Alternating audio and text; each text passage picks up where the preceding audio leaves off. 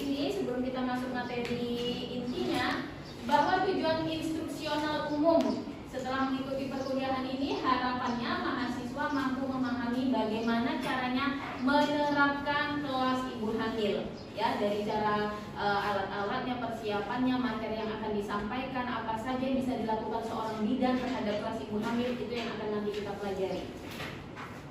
Nah, tujuan instruksional khususnya setelah mengikuti perkuliahan ini diharapkan mahasiswa mampu memahami tentang kelas ibu hamil dan bagaimana pendidikan, ya, Penkes terhadap persiapan menjadi orang tua, ya, meliputi hal-hal sebagai berikut: tanda bahaya, kemarin sudah pernah dipelajari ya, tanda bahaya, ya, tanda bahaya kehamilan, teknik bagaimana mengurangi ketidaknyamanan pada ibu hamil, ini sepertinya materi di awal-awal kemarin ya, ketidaknyamanan. Terus persiapan persalinan, terus yang keempat persiapan menjadi orang tua, ya, termasuk bimbingan antisipasi. Nah, nanti juga akan kita sampaikan tentang promosi dan dukungan pada ibu untuk menyusui, karena ASI itu sangat penting, ya, ASI eksklusif dan ASI sampai 2 tahun. Jadi termasuk materi ini nanti yang akan kita bahas. Persiapan dan perencanaan persalinan dan kegawat daruratan atau alias P4K. Nah, P4K pada buku ini KIA, ya, ada halamannya di sini. Nah, ini adalah lembar P4K. Ya. Nah, ini P4K. Nah, ini tugas seorang bidan, ini harus mengisi ini nanti pada masyarakat. Nah, kalau sudah diisi ada ibu hamil, ini kita tempel di pintu. Ya, jadi datanya termasuk nama ibu siapa, tafsiran persalinan, penolong persalinannya siapa, tempat persalinan, pendamping persalinannya siapa, dan transportasinya. Ada yang ingat nggak sih tentang penyakit kehamilan itu termasuk anemia? Ada yang tahu anemia itu apa? Ayo angkat tangannya. Ya, silakan. Anemia. Anemia. Udah bisa pelajari kan anemia? Apa anemia? Ya, silakan. Bagus, kekurangan darah. Ya, itu banyak terjadi pada ibu hamil, anemia, kekurangan darah. Ini mengancam, ya, mengancam bagi ibu hamil karena apa? Bisa terjadi perdarahan. Kalau terjadi di usia kehamilan muda, abortus. Kalau terjadi di kehamilan tua, bisa terjadi perdarahan, bisa mengakibatkan kematian. Bagus ya, anemia. Berarti masih ingat bahwa anemia itu kekurangan darah. Nah, hiperemesis. Ya, silakan, bagus. Mual dan muntah. Di belakang tadi angkat tangan juga. Mantap. Berarti sudah ingat bahwa hiperemesis itu adalah mual dan muntah, ya, yang dialami oleh ibu hamil. Ya, itu pelajaran yang kemarin yang sudah kita bahas. Mual dan muntah pada ibu hamil itu hal fisiologis. Tapi kalau tidak diatasi, tidak segera dicegah, itu akan mengakibatkan patologis. Ya kan? Masih ingat berarti. Oke, yang terakhir preeklamsi. Ada yang tahu preeklamsi? Preeklamsi, ya, silahkan yang belakang. Peningkatan tekanan darah, Bu. Bagus. Jadi preeklamsi, ya, itu bagian dari keracunan pada kehamilan ditandai dengan peningkatan tekanan darah. Ada yang tahu nggak tekanan darahnya berapa? 140 ke atas, ya, lebih dari 140. Nah, preeklamsi ini biasanya ditandai dengan tekanan darah, ada uden, ya, bengkak-bengkak pada bagian wajah, ekstremitas, terus apa lagi? Protein urinnya positif, ya, untuk memastikan. Nah, kalau kejang berarti namanya apa? Preeklamsi. Mantap semua, berarti sudah ingat apa yang saya sampaikan kemarin, ya. Oke, nah sebelum kita lanjut ke materi inti kelas ibu hamil hari ini, ya, saya akan membuat pretest. Saya kasih waktu 5 menit.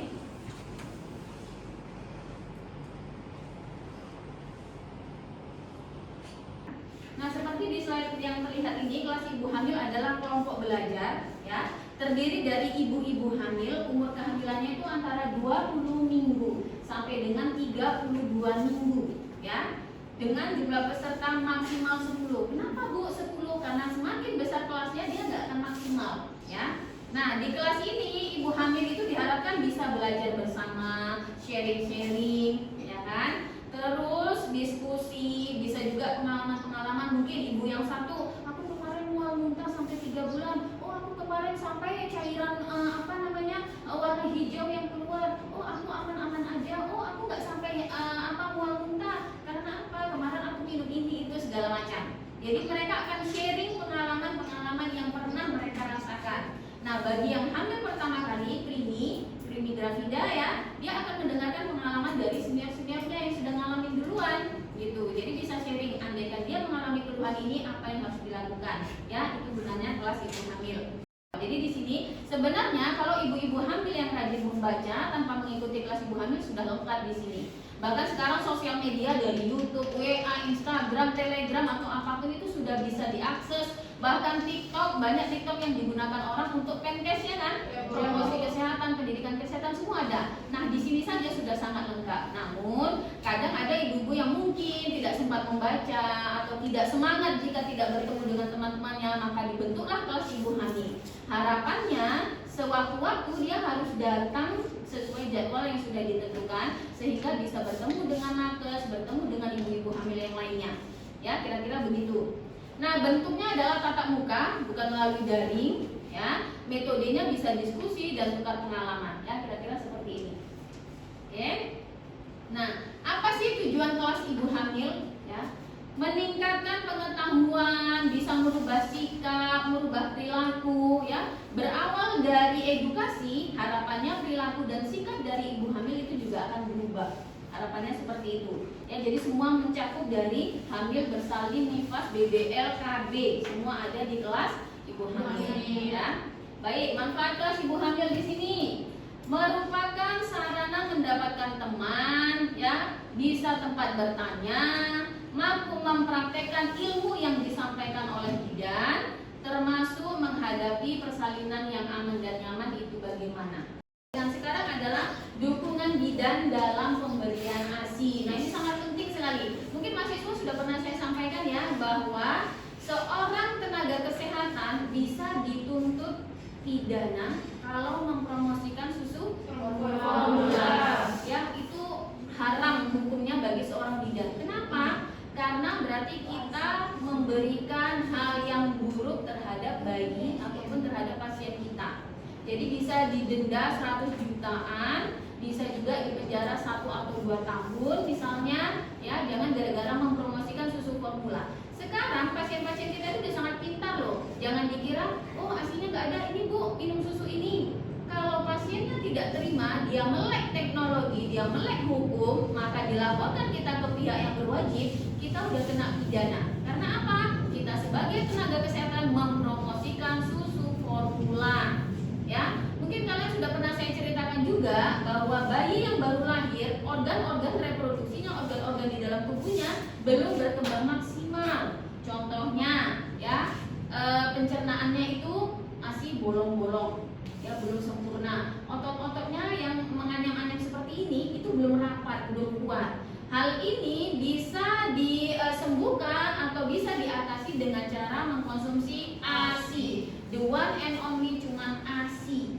Jadi ASI itu yang akan menambah organ-organ yang belum maksimal, belum utuh, ya, otot-ototnya yang belum. Nah, kalau misalnya kita berikan susu formula, ini akan mengancam bahaya si bayi. Makanya jangan heran, bayi-bayi yang baru lahir, contohnya BAB berdarah atau konstipasinya keras, dia susah BAB.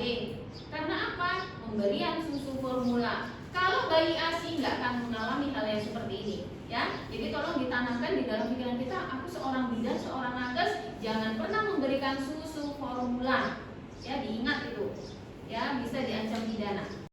Peran bidan bisa memberikan itu dengan masalah-masalah yang umum terjadi, contohnya tadi, ya, pencernaannya belum lengkap, belum sempurna, ya, otot-ototnya belum terikat kuat, atau ibunya psikologisnya. Bahkan kalau ibu-ibu ini tahu pemberian ASI itu bisa mempercepat perubahan bentuk tubuh kembali ke semula alias langsing, ya kan? Organ-organ rahimnya, ya, organ-organ anatomi di dalamnya itu bisa kembali seperti semula. Ibunya cepat sehat. Yang paling penting mencegah terjadinya penyakit kanker payudara.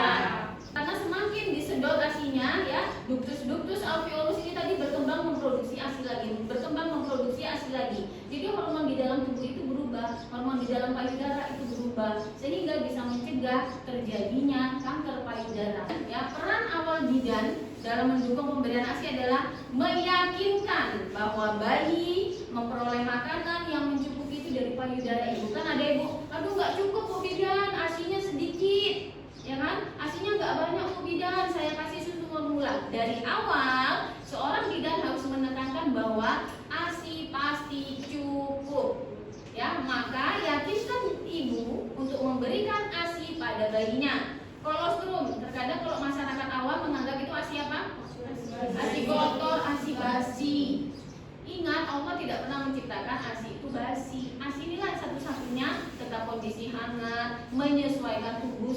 ibu. ASI itu makanan terbaik. Ingat bahwa bayi 3 hari pertama memang sedikit, maka 4 hari berikutnya sudah mulai lancar, ya. Jadi ingat itu. Posisi dan tekniknya itu yang paling penting, ya. Bukan berarti besar pasti banyak, kecil pasti sedikit, tidak. Nah, sekarang wanita yang baru pertama kali melahirkan, khususnya mereka yang belum pernah punya anak sebelumnya, belum pernah menyusui, harus didukung oleh 3 bagian ini: emosional, ya, praktis, dan dukungan informasi. Ini penting sekali. Terkadang ibunya itu nggak dikasih tahu, nggak tahu informasi, nggak bertanya, bidannya nggak ramah, ya, itu juga hal yang salah. Maka apa yang harus kita kerjakan? Membutuhkan dukungan dan penanganan emosi. Tenangkan ibu, rilekskan ibu. Kalau ada masalah, ada ya hypnobirthing itu ada, ya. Untuk menyusui juga ada. Ibunya suruh tarik nafas, suruh yakin bahwa dia itu bisa menyusui, dia yakin bahwa ASI-nya itu banyak, ya. Hypnobreastfeeding namanya. Hypnobreastfeeding. Jadi sebelum menyusui, tarik nafas, rileks, dipeluk anaknya, baca bismillah bagi yang muslim, baca doa bagi yang non muslim yang lainnya, yakin bahwa ASI-nya itu banyak, ya, dicium, dilihat anaknya, diajak komunikasi. Itu biasanya hormon itu akan menimbulkan, akan meningkat hormon-hormon yang positif dan memperbanyak payudara. Itu emosional. Nah, kalau dukungan praktis ini tadi, diajari bagaimana penempelan, berarti kan posisi, teknik menyusui yang benar. Jadi kalau posisinya nggak benar, itu tidak akan menghasilkan ASI yang benar. Kalau sudah ada bunyi seperti itu, puting susu si ibu bisa lecet berdarah. Kalau sudah lecet berdarah, ibunya nggak akan menyusui. Kenapa? Sakit. Yang ada semua panik. Si bayi panik, dia kehausan, nggak bisa ngomong, bawaannya rewel marah. Si mama panik mau menyusuin, putingnya sakit. Suami bingung, nggak mau tahu gimana. Akhirnya apa? Kasih dot, kasih komplain. Karena apa? Edukasinya kurang, pengetahuan ibunya kurang, ya kan? Dukungan ke nakes ataupun keluarga kurang yang sudah, maka gagal ASI eksklusif. Nah, ini bahayanya. Jadi sudah saya sampaikan semua ya tentang materi hari ini. Nanti akan kita lanjutkan ke laboratorium. Sebelum ke laboratorium, ya nanti setelah jumur ya kita istirahat dulu, kita akan ke lab. Silahkan bentuk 4 kelompok karena kita jumlahnya 40 orang ya. Jadi nanti satu gelombang kita akan masuk 10 mahasiswa. Buat 4 kelompok, maka persiapkan langsung di lab PNC ya. Di sana termasuk siapkan matras, nanti infokus karena kita akan melihatkan video dari YouTube. Setelah itu juga bird ball, bola yang besar itu nanti akan saya juga bawa dari kantor, ada 1. Nanti silakan ambil di sana. Kita akan berkumpul di ruang lab PNC pada pukul 13.00. Nanti sesuai pembagian. Jadi ketua kelas atau sipen kan sudah membagi kelompok 1 masuk duluan, nanti digantian terus sampai kelompok 4. Ya, kita akan praktek senam hamil. Adakah yang mau ditanyakan untuk nanti kita praktek? Sudah cukup jelas ya. Jadi matras tinggal ambil saja di labor, sudah ada, infokus sudah tersedia, nanti tinggal kita colokin saja. Nanti videonya dari saya, materi dari saya, kita akan praktek. Silahkan matrasnya nanti dihitung, disiapkan. Ruangan yang ada kaca ya, PNC itu yang ada kaca kalau tidak salah ya. Oke, nanti kita akan bertemu sana. Mungkin itu saja. Terima kasih atas perhatiannya. Mudah-mudahan bermanfaat. Kita akan bertemu nanti setelah zuhur di lab PNC. Saya akhiri. Wassalamualaikum warahmatullahi wabarakatuh. Waalaikumsalam warahmatullahi wabarakatuh. Terima kasih.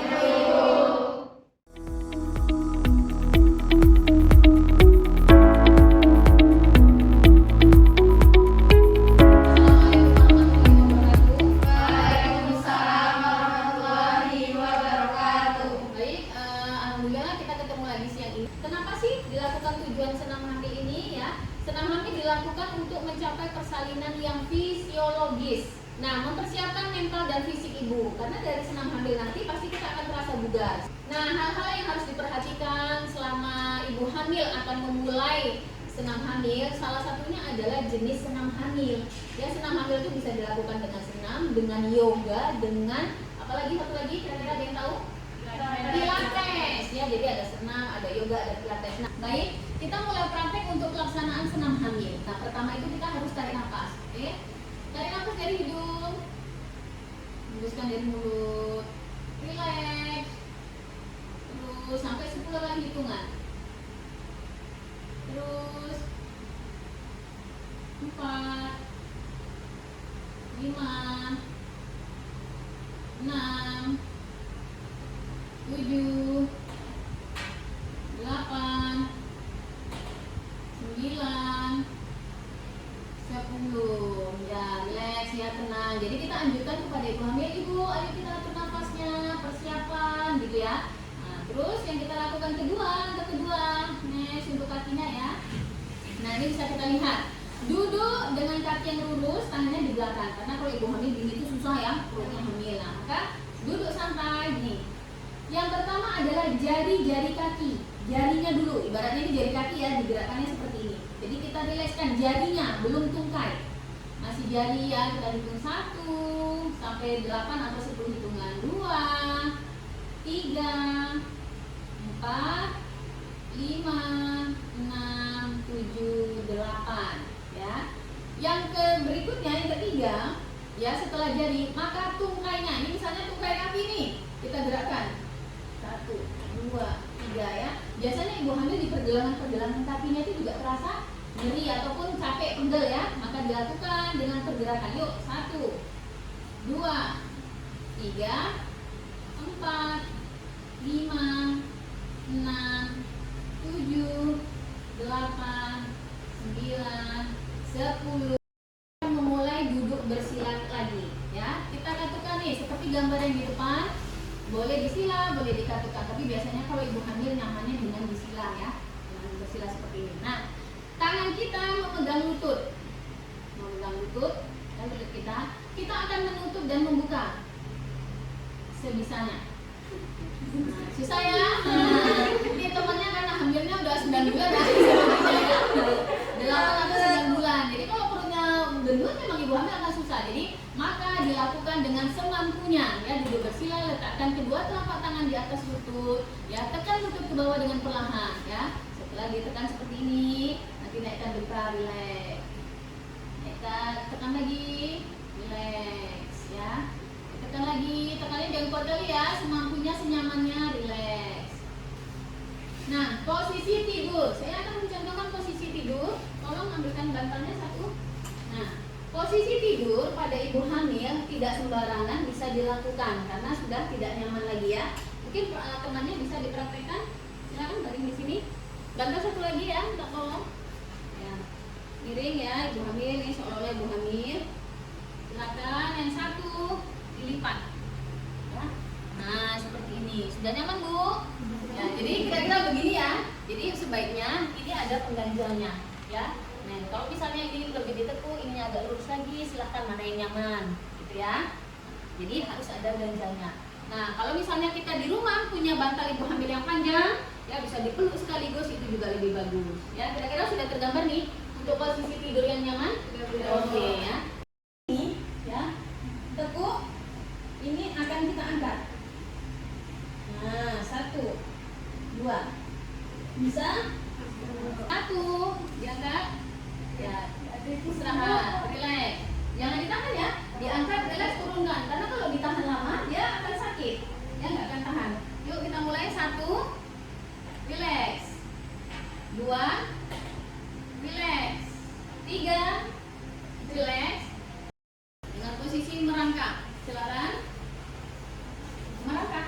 Ya, posisinya ya seperti bayi mau merangkak. Baik, perhatikan saya.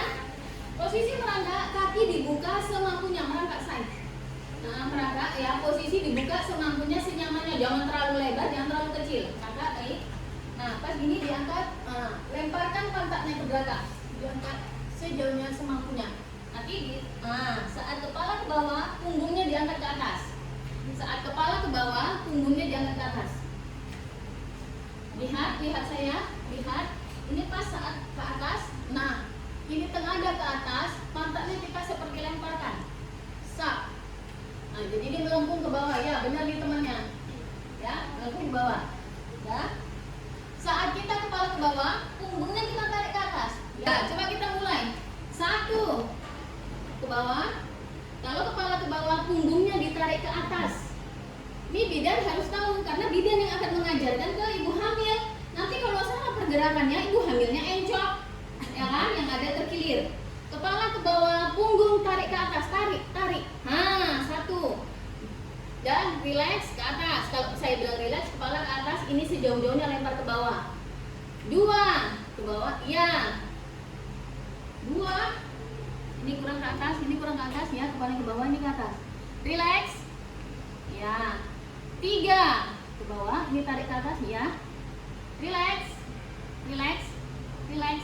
Ya, nah ini sedalam-dalamnya. 4. Ya. Relax. Ya. 5. Ya.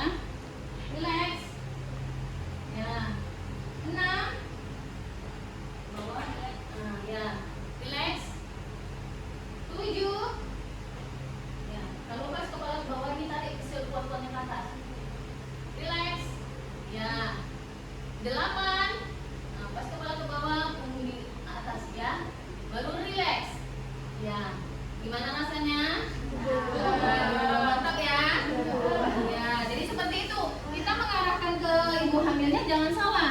Jadi pas kepala ke bawah, didorong punggungnya ke atas ya, sejauh-jauhnya. Kalau untuk kepala tengah ke atas, nah, punggungnya dibawa ke dalam ya.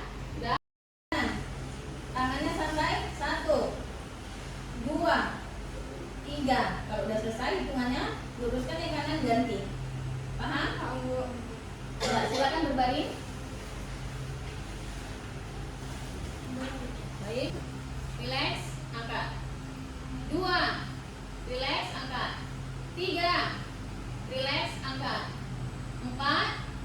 Relax, angkat. Belah lagi. Luruskan yang kiri, yang kanan dilipat. 1. Relax. 2. Relax. 3. 4. 5. Untuk kedua lutut, next. Nah, tidur telentang, kedua lutut ditekuk dan saling menempel. Tempelkan dua-dua, telentang. Ya, tempelkan lututnya. Kita akan membawa ke arah kanan atau ke kiri, semampunya. Jangan dipaksa. Ya. Hitungan 8 ya. Kita ke arah kanan dulu. 1. Relax. 2. Relax. 3. Posisi persalinan ada yang bertumpu pada bantal. Yuk, berbaring. Jangan berbaring, bersandar. Ya, bersandar seperti ini. Memegang paha, ininya dilebarkan. Ya, seperti ini. Bisa bersandar ke suami ataupun ke bantal atau tidur terlentang. Kalau tidur terlentang silahkan tidur. Ya, tidur terlentang seperti ini. Nah, megang paha. Nah, ini posisi persalinan. Ya, posisi persalinan banyak. Ada yang bisa melahirkan dengan posisi berdiri, posisi merangkak, posisi jongkok, itu ada. Setengah duduk dan ini berbaring. Setengah duduk tadi yang bersandar pada bantal. Ya, paham ya? Nah, kalau mengejan, yuk. Nah, mengejan, dagu ini menekan dada. Ya, ini merangkul paha, mata melihat ke pusat. Mata melihat ke pusat, angkat. Ya, bokongnya ini tidak boleh diangkat karena kalau bokong diangkat terjadi robekan perineum. Bokong. Jadi, ngeden, ayo Bu, coba. Nah, seperti itu yang ngeden, ngeden yang kuat. Ini tapi bokong tidak boleh diangkat, ya. Ini posisinya selebar-lebarnya. Angkat kepala, yuk Bu, ngeden Bu. Ya, seperti ini. Nah, penggunaan berbon, misalnya saya ibu hamil, saya duduk, biasanya senyamannya seperti ini, ya. Posisi duduk, tegakkan badan. Ini salah satunya untuk melatih pernafasan, otot panggul, dan perineum kita supaya elastis. Harapannya dengan sering melakukan jimbol ini, perineum kita itu nggak robek, ya, nggak robek saat proses persalinan. Bisa dengan cara mandul-mandul atas bawah, sambil nonton mungkin, sambil nyantai, dah, atau bisa ke kanan ke kiri, senyamannya. Dah, ulang cara yang kedua. Bisa juga dengan diputar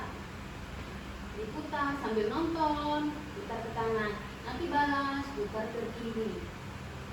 Kita tempelkan di sini seperti ini, ya. Kita bisa ke atas ke bawah. Tapi ini biasanya kalau misalnya nggak ada yang membantu atau kurang nyaman, nggak usah ya. Nah, ini ke bawah. Nah, terus semampunya, jangan dipaksa. Nah, ini dengan kita menjongkok seperti ini mempercepat penurunan kepala janin masuk pintu atas panggul. Nah, ini duduk. Ya, jadi duduk. Ya. Nah, yang nyaman ke atas ke bawah dulu. Nah, ini bunyinya udah nampak. Atas bawah, nah ya pelan-pelan. Ini harus sering dilakukan, ya. Ya, ini ke kanan ke kiri ya. Ke kanan ke kiri. Kalau mutar, ya bagus. Ini ke kanan dulu. Terus putarnya harus selebar-lebarnya putarnya. Nah, ya. Nah, seperti itu terus. Ya, kalau lawannya kiri. Nah, oke. Nah, kira-kira begini ya. Ini untuk penggunaan yang duduk bersila. Bawah, pegang perutnya. Ya. Nah, ini kalau kurang nyaman, turunkan lagi ininya ya. Nah, ya, dikunci, ditekan, ya, ke bawah. Ya. Terus, ya. Iya, oke. Yang ketiga, gerakan yang ketiga. Ada yang praktek ya? Tadi duduk bersila tadi, bersila di depan. Ya. Dilipat, bukan bersila. Dilipat gini. Nah. Kayak mau sholat. Nah, ya. Ya, tangannya ke belakang. Ya, bisa diputarkan. Atau megang perut, ini tangannya nggak mesti kaku ya. Nah, misalnya megang perut juga. Mana yang ini? Pada punggung, pada apa ini ya. Jadi punggung dan pinggangnya terasa nyaman. Oke. Nah, jadi adik-adik semua tadi itu sudah kita praktekkan bagaimana melakukan senam hamil. Kira-kira gimana? Ada rasa lelah? Lelah ya. Jadi ternyata memang ibu hamil pasti lebih ekstra lagi tenaganya dibutuhkan untuk melakukan senam hamil, apalagi kalau kita baru sekali. Jadi makanya disarankan senam hamil ini dilakukan rutin paling tidak seminggu 2 atau 3 kali. Baik, nah saya rasa pelajaran hari ini sudah selesai ya. Tadi pagi sudah teori, ini juga kita sudah melakukan praktek. Kira-kira ada nggak yang mau memberi kesimpulan pelajaran pada hari ini? Apa? Ada? Apa yang sudah disimpulkan? Apa yang didapat pada hari ini? Silakan. Iya. Kesimpulan pelajaran hari ini, senam hamil pada ibu hamil bisa untuk mempercepat persalinan. Bagus ya, mantap. Jadi memang dengan melakukan rutin senam hamil itu bisa mempercepat proses persalinan ya. Ada lagi mungkin kesimpulan yang lain? Silakan. Ya, silakan. Senam hamil itu bisa untuk meningkatkan kebugaran. Kebugaran, benar sekali, mantap. Jadi dengan melakukan senam hamil, kebugaran, kesehatan si ibu pasti lebih meningkat lagi dan dijamin kalau ibunya sehat, ibunya segar, pasti janinnya juga lebih sehat lagi ya, sejahtera. Next. Nah, tadi sudah ibu bagikan link untuk proses ya. Silakan coba. Sudah sampai tadi di WA grupnya ya. Silakan dikerjakan. Proses. Jadi saya ingin mengetahui nih kira-kira sejauh mana adik-adik semua sudah memahami materi tentang kelas ibu hamil, senam hamil yang sudah saya sampaikan pada hari ini. Ya. Baik adik-adik sekalian, terima kasih atas waktunya, atas perhatiannya. Mudah-mudahan apa yang saya sampaikan bermanfaat. Saya tekankan sekali lagi bahwa kelas ibu hamil, senam hamil baik untuk dilakukan pada saat nanti kita praktek di lapangan, apalagi adik-adik menjadi bidan desa atau bidan praktek mandiri. Jadi tadi ya banyak materi sudah kita sampaikan pada bahaya kehamilan, proses menyusui ya, ketidaknyamanan, termasuk kita sudah mempraktekkan senam hamil. Nah, untuk pembelajaran berikutnya kita akan mempelajari tadi lagi penyakit-penyakit yang menyertai selama kehamilan. Jadi mungkin dari sekarang sudah bisa ya dibaca-baca nih kira-kira penyakit apa saja sih yang